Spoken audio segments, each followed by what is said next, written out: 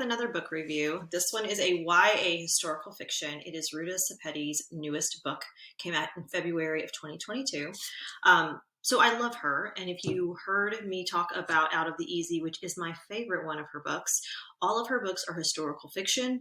Most of them are set in Europe. The only one is Out of the Easy, which is set in New Orleans. And all the rest are set in Europe, most during or after World War II. This book, I have to say, gave me pause the first time I picked it up. Because it is historical fiction, but it was set when I was in high school. So it's hard to imagine that I am like historical in nature, because seriously, I don't feel that old. But this book was set when I was in high school, and it is classified as historical fiction.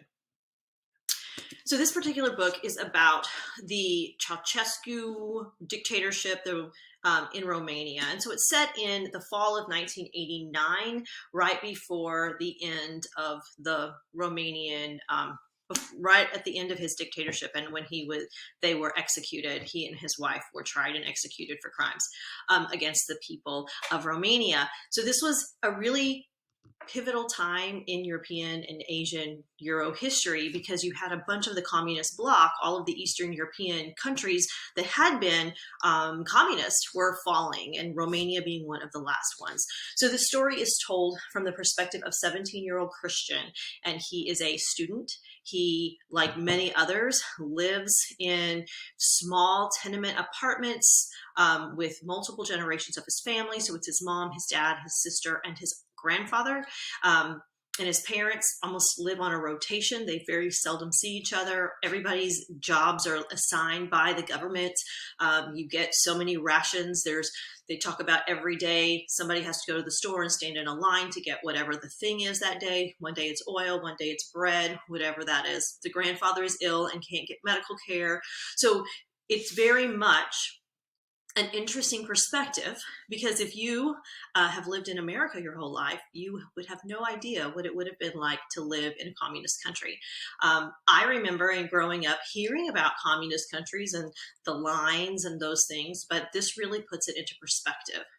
The other thing that was super interesting is very early on in the story, Christian is approached to spy on and become friends with the son of an American diplomat, and to spy on them and try to gather information. And so you see how all of the different characters and all of the different people are kind of asked by their government to spy on each other, give information, and are rewarded for their information with different things like the offer of medical care for a grandparent.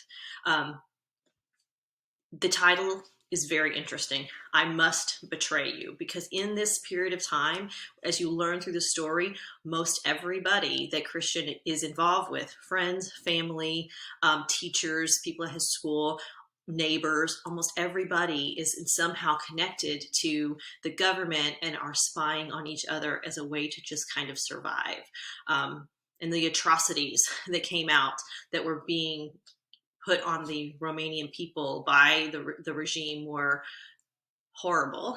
And it should have been brought down and they should have been executed. But to get that perspective in a story written for teenagers, I think is amazing. I love historical fiction. It's my favorite genre. I love YA historical fiction specifically because I think that it is a powerful way to teach history.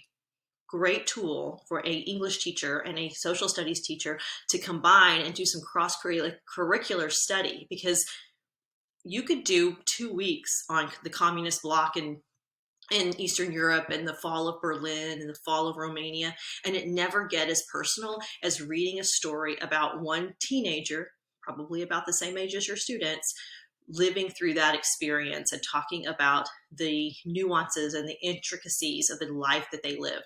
So I think that using historical fiction as a way to teach history is an amazing tool. Put it in your high school library. There's no sex, none of that, but it is very mature in the content of the way these people are treated by their countries. It takes some maturity. Middle schoolers, some might get it. High schoolers will for sure get it. but put it in your library and offer it to your history teachers as a way for them to incorporate reading in part of their content. All right, happy reading.